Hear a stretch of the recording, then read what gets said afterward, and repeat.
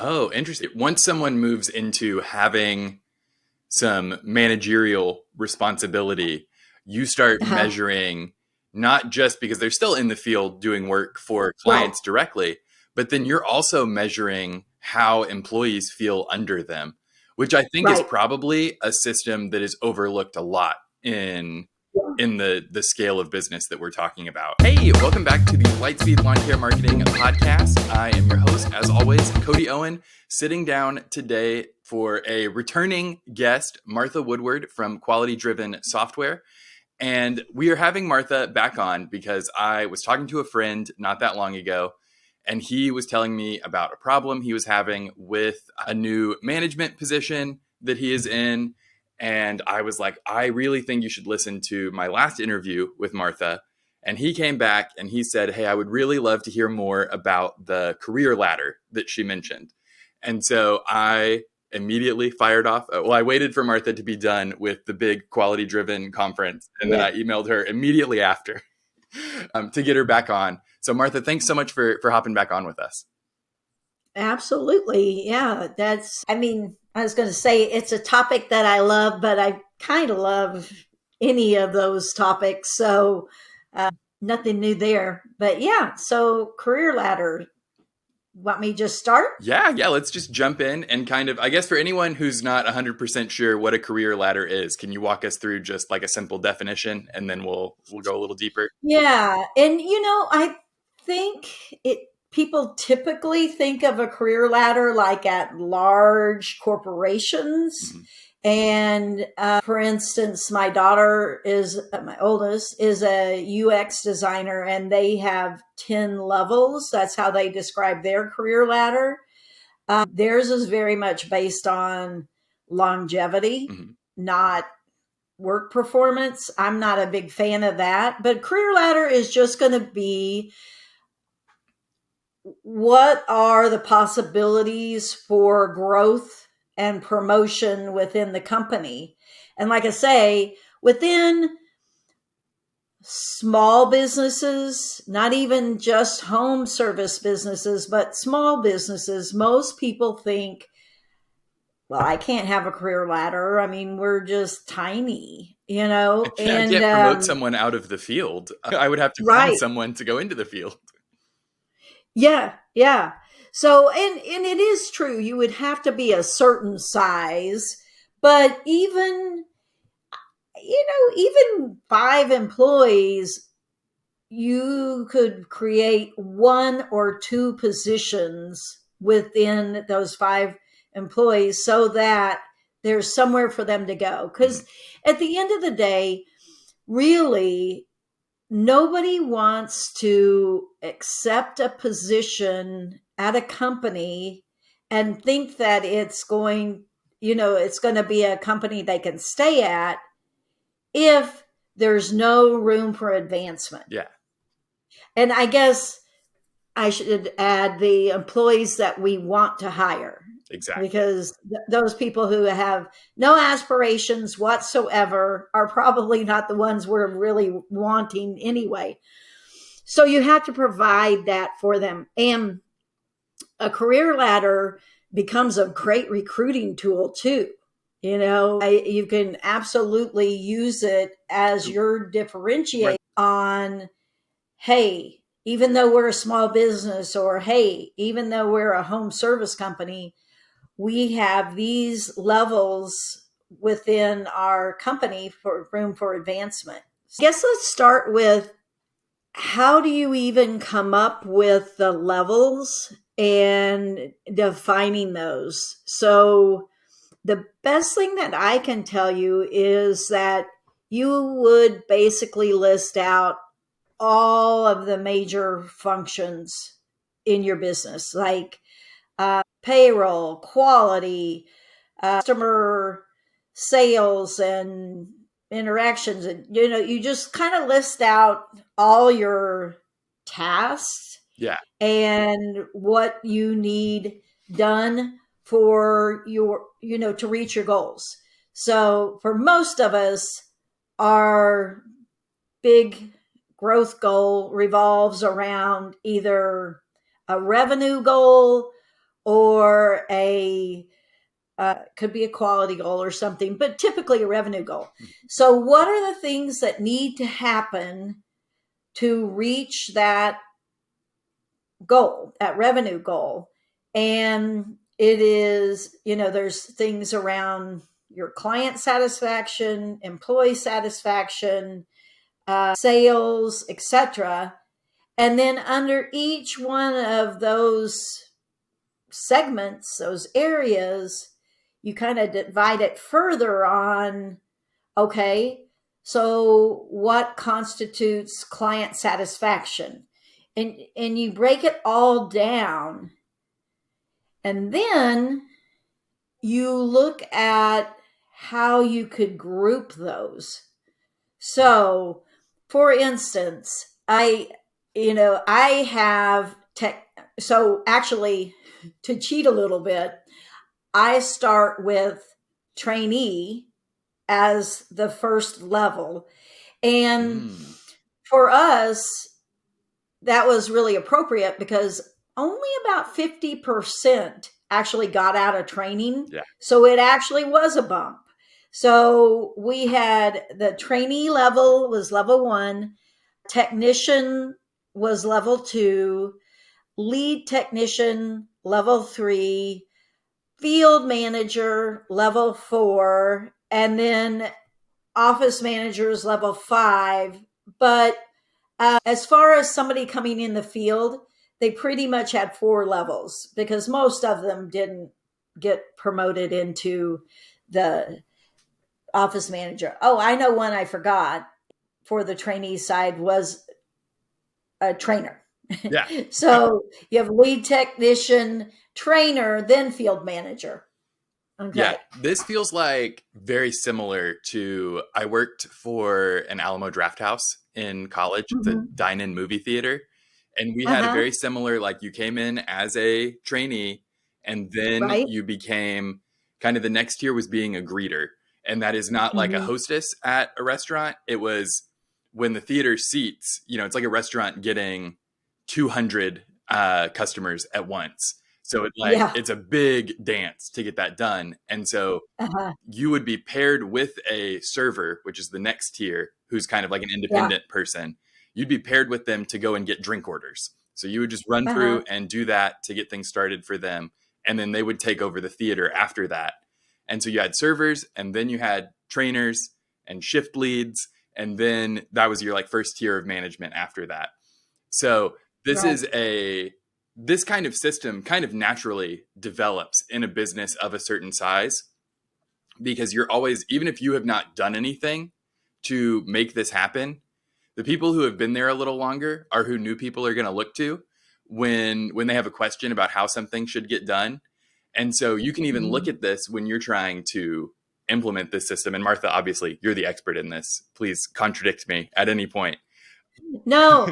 And actually what you said, I was sitting here thinking, I never really thought about that. It does naturally evolve. I mean, like before I had a career ladder, I absolutely was like, hey, can you train this person for me? Can you, blah, blah, blah, blah, blah. And so I might have been, or, can you be a mentor to this person? And, you're responsible for watching out for them, kind of thing.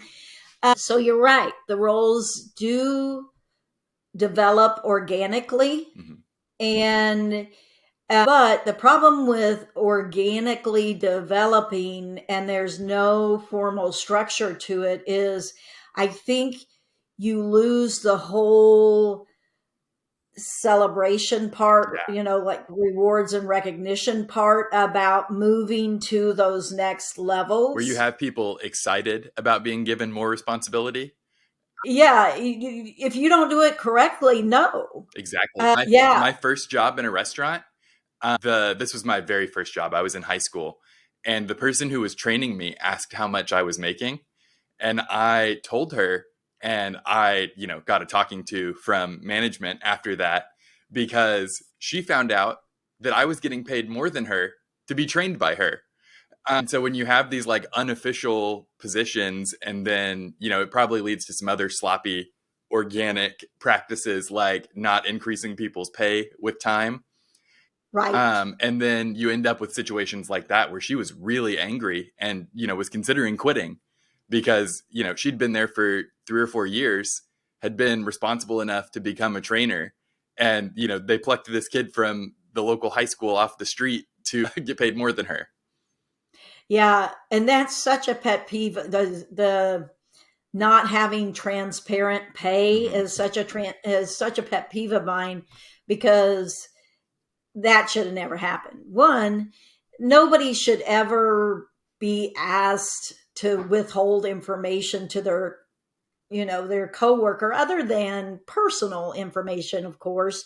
But yeah, I worked in a place too that before that situation ever happened, we were told, hey, keep your pay to yourself and do not say, blah, blah, blah. Well, then what does everybody want to do? Yeah. Everybody wants, hey, why are we having to hide this? What do you make? Yeah. I mean, Well, it's just a kind of asinine thing. and our pro tip for our listeners today, discussing pay is a federally protected right. So you cannot punish employees for disclosing pay to each other. So even if you're trying to keep it a secret, number one, you're encouraging it. Whatever you're doing Yeah. that you want to keep secret is probably not a good scalable business practice. And Yeah. number three, you can end up in legal hot water by punishing people. Yeah. And as soon as you say something like that, then it's like, all right, what other shady practices are going on around here, Exactly. So, yes, as part of, and I put this here, that's from my Dusting Divas maid service days. We had that on the wall, and our career ladder absolutely spelled out what you had to do to be able to move from level to level, like how would you qualify? Mm-hmm. And it would not only say the pay range, but it would also say any other benefits at that level. Yeah. Because my goal was always, and this was just how we handled most everything. I'm lazy. I don't want to track everything. And I always say, listen, it's your bonus, or in this case, it's your promotion. So I'm putting it all out there for you. And if you notice before I notice that you've met these requirements, that's why I made it transparent. And then you can come to me, and then we can review that on yes, you did, or no, you just need this part. But pay was very transparent, and it was part of the career ladder. Yeah. Is that, yes, generally pay was climbing as you took on extra responsibilities. So I think probably like someone going from trainee to, like a normal crew member is probably pretty clear that it's just like they need to be able to do the job correctly. But what is the move between a crew member to a lead technician? I think is the next tier you described. Yeah, so I'm cheating and looking at my notes, but so to move to that next level, then I believe what I have in my ladder over here, and I try to make everything as objective as possible. Yeah. But one of the things that I required was, of course, their quality score, because if they're going to be the lead technician, I need to know that they can provide a high level of service if they're going to be responsible for somebody else. And I also had that they actively participated in meetings, and that's not that objective. But what I'm looking for is I'm looking for a leader, and I'm looking for somebody who isn't afraid to speak up, isn't afraid of giving their opinions or giving constructive feedback, etc. So I needed to see that they had some leadership skills, and that was one of the ways. Now I know some people require, like, maybe you read a certain book and then report back that that's a skill that you've obtained, something like that. And then also, I mean, they're going to just need to be in good standing with attendance Mhm. and the other things. So I think being seeing the leadership qualities and then the quality score were like two biggies to move. Yeah. So that moves someone. Can you kind of tell us the responsibilities of the lead tech? Because I know cleaning is a little bit Yeah, different than lawn care in that, cleaners usually work in solo or in small teams. yeah. So, gosh, from solos to teams of three Gotcha. is typical. But so a lead tech is now going to have some productivity requirements because they are responsible for their team. Gotcha. Okay. So I now want them, my technician, I needed them to be meeting budgeted time, but my lead tech, they're going to know a little bit more about job costing and meeting productivity standards. Gotcha. Definitely quality control. They have a threshold they have to meet for that. And then one of the new things that is part of their responsibility is their direct reports happiness score. So, Oh, that is something that would be measured and that they're tasked with, because I think we're all aware that your direct supervisor, maybe not the boss, not the high level management, but your direct supervisor can absolutely run an employee off. yeah. And 100%. so, yeah. And so at the lead technician level and at the trainer and the field tech level, I need them to have some ownership on whoever reports to them, their employee happiness score. Oh, interesting. So it's interesting that once someone moves into having some managerial responsibility, you start Uh-huh. measuring not just because they're still in the field doing work for Right, clients directly, but then you're also measuring how employees feel under them, which I think is right. probably a system that is overlooked a lot in Yeah. the scale of business that we're talking about. Yes. Yeah, for sure. And I can think of, gosh, just within my own family, two kids, one husband, I can think of more than five instances of where one of them either left a job or really wanted to leave a job because of their direct report. And maybe, loved everybody else, but this one person just made them miserable. So it's a crucial part of it. And you have to look at it from the employee side, that the dynamics change. When it's a coworker, okay, that's unpleasant. But when it's my direct supervisor, then there's that extra layer of not only is it unpleasant, you just don't want to be there. Yeah, I do think that the system that you're describing does get rid of one of the like big points of friction with having a bad supervisor, which is your opportunity for advancement is not Mhm. incredibly subjective. Because I think Right. everybody has had the experience of you have a supervisor that you guys are just, a little bit like oil and water, and you know that they're never going to say something positive about you in a meeting about Right. advancement because they just personally don't like you. But having this objective ladder defined gives you the Uh-huh. opportunity to say, like, hey, I've hit the qualifications to advance, and you can advocate for yourself against an objective standard Right. versus like, well, Cindy just doesn't like me, so I'm never gonna get ahead. Yeah. Yeah. And in the old days, oh, I'm sure it still happens, but I mean, we always had the term suck up. And in the old days, you did have those relationships where, there was somebody who tried to be kind of the teacher pet, and then that person was fooled, but maybe behind the scenes was horrible, as far as a coworker, etc.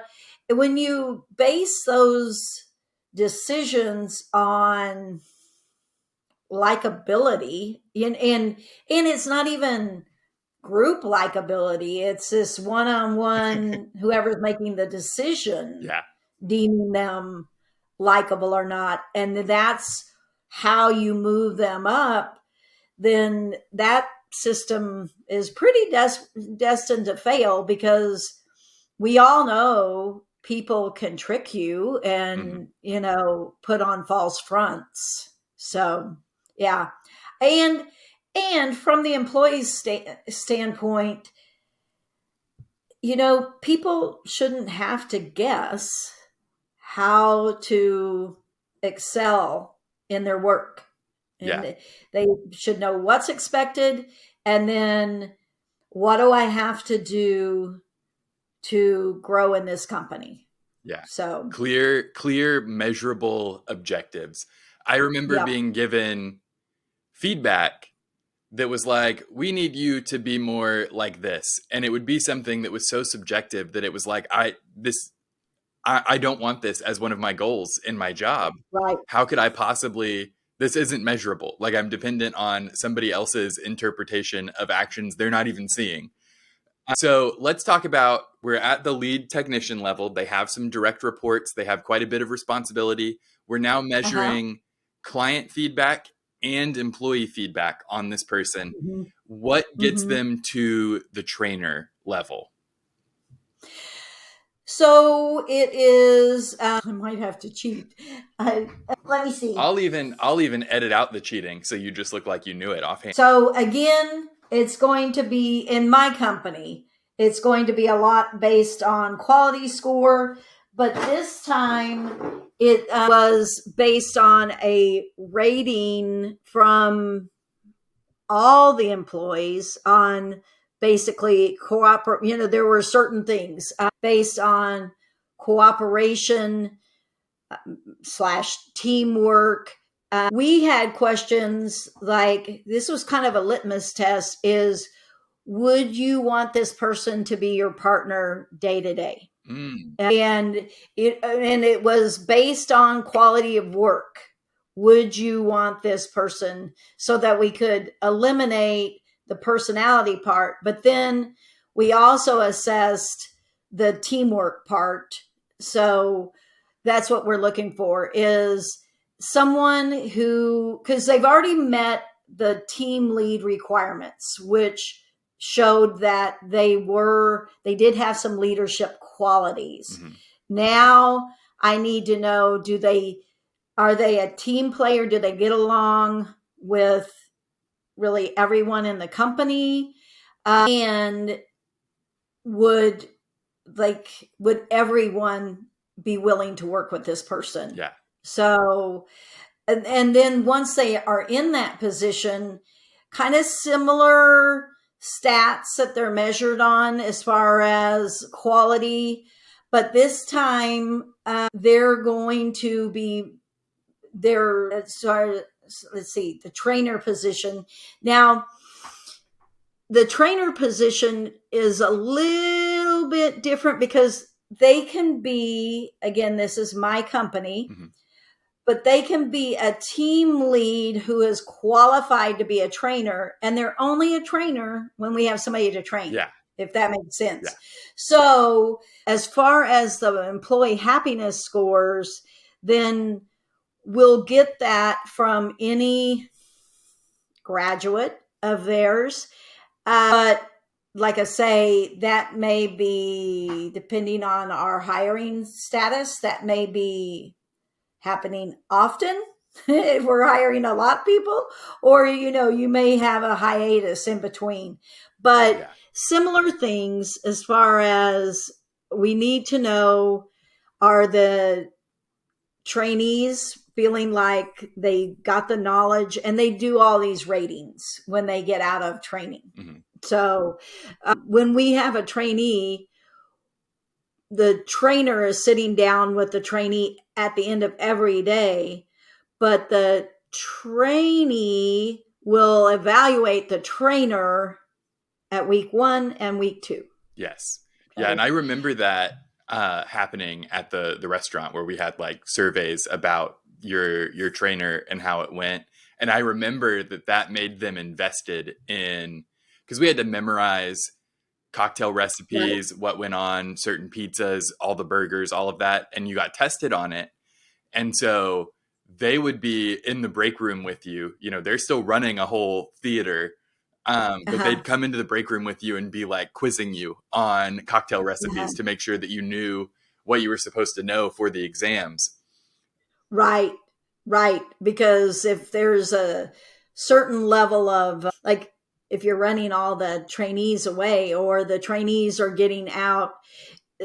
So I didn't penalize the trainees because that was part of our weeding out process. So I did not penalize the trainers on the trainees leaving. Mhm. What I did penalize them on is if the trainee got out of training and didn't know what they were doing. Ooh, yeah. So that's where I judge them. And then kind of later in the company, we only had this the last couple of years, but the trainer actually then switched to the mentor role. Hmm. Now, that was not on the career ladder, but what I did was I had at 3 months and 6 months, that trainer could actually get some bonuses at 3 months and 6 months for the person they trained. And that That's was so based clever. on, yeah. And so what I did is I based that on not only continued mentoring as far as like quality of work, but also engagement. So, we had things like for 3 months and 6 months, they had to get their trainee to at least one, what I want to say, one of our off work functions that Yeah. we would do. And because what we knew is the more entrenched that trainee became with the other employees and bonded, made friendships, blah, blah, blah, blah, then they were more likely to stick. Yeah. But what we found was, like, we had these monthly activities that we would do. And what we found is a new person, especially if you're really shy and introverted, you're not going to go. Mhm. So then that's when we took the trainer position and then had switched more into a mentor responsibility. And so a lot of times they'd even go pick them up to bring them to the function. Yeah. So that worked out well. Again, it wasn't a requirement to move into that position or anything, but it was just Extra a incentive. stat. Yep, yep. Yeah.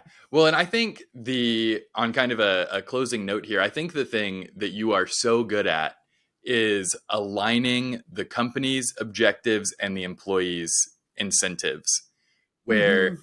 there's no, like, a lot of people would, and I've worked at places that would make it where coming to the company fun event is mandatory and you're going to have a good time. Yeah. And it just never, like, it never rubbed me the right way to be told, like, it made me not have fun. Um, Uh-huh. Whereas if you're making it where someone in the company, they get a positive incentive, they get a bonus if Mm-hmm. their people show up to this thing. And so then they're going around and getting people to go. And it reminds me of when I was an RA in college. And Yeah, my daughter was an RA. you are supposed to get, now our stuff was a little more forcible. It was like, you're supposed to get your residents to turn out at events. And Right, from building friendships with my little underlings in the hallway, right. I had friends that I could tell, like, hey, I need some residents to show out for this event. Can you like Uh-huh. get 3 or 4 people together and we'll walk over together? And I like at one point I had a resident running the hallways to get people to come down to an event I was holding at the residence hall. But it's Yeah, because like if the kind of person who has risen into that trainer/mentor position is the kind of person that people like to work for and work with. And so they're hmm, going to be able to leverage those relationships to get people to turn out. right. Yeah. Yeah, yeah, I agree. One quick thing that we really didn't touch on, but when you're deciding like your benefits and stuff at the different positions, Mhm. definitely pay is, a big part of it. Like, you know, we would be 12 to 14 an hour, 13 to 15. We had that kind of breakdown as they went. But there's a couple other things to keep in mind. Uniforms, if you require uniforms, and I got this from a friend of mine, Sarah Martin. She had these t-shirts that the trainers wore, and on the back it just said trainers, and on the front, was their logo. Mhm. But if you can elevate somebody's status with their uniforms, that is a good thing. And, like at certain levels, maybe you get polos to wear versus the t-shirts, Yeah. or you get sweatshirts or jackets at a certain level. You can do that. And then you can also, and of course, you've got to know your state laws and everything like that. In Oklahoma, it was pretty free for all. It's pretty Um, Wild West there in Oklahoma. yeah, yep. And thank goodness. But so then I could do fun things in there too. So, being a smaller business, I might not have health insurance and all this at the different levels. But so our demographic was typically single moms. And so at the trainer level, I had something where they could have their choice between a annual zoo pass, family zoo pass, or, I think it was some water park tickets or something like that. And that was just part of their benefits package at that level. But the whole idea is knowing your demographic, knowing who you employ, what do they find valuable, and then creating these levels where, other than just the status of moving into that position, there's also the feels to it, Mhm. and then the perks that other people aren't getting. So you get all those Yeah. components in the different levels. Yeah, the Zoo Pass I think is really cool because it is a status thing for the employee Mhm. that plays out in front of their family. And I remember being a kid and thinking that it was so cool that my dad got baseball tickets from work. And it wasn't just that Uh-huh. we were going to the baseball game, it was that, like, he got these tickets because of his job. And that just seemed so cool to me. So I think that that's really powerful because you're taking a work benefit and letting that be like visible from the employee to their family. Yeah, when It's a they can really look good like perk. a hero to their family, then you're winning. You are absolutely winning. And that's why sending those personal notes to the home, for a while, we even sent birthday cards with like $5 bills to the Mhm. kids. that was a logistical nightmare in a way. So we stopped that. But man, it was cheap and like these days in the VA world, you could absolutely do it. Yeah. I could have carried it off, but in the old days, not as easy. But yes, you're right. Finding what people care about and then tapping in there. And then, like I say, if you can make them look like a hero to the people they care about looking a hero to, then absolutely you're winning. Well, Martha, thank you so much for coming on You're the show welcome. again. You are always a fantastic guest. Your episodes always end up being my longest episodes because I love talking to you. Where It's because I'm a talker. where where can people find you online if they're looking for you? Yeah. So Facebook, you can find me, Quality Driven Software, or just email me at martha@qualitydrivensoftware.com. But I will say, you know how that goes.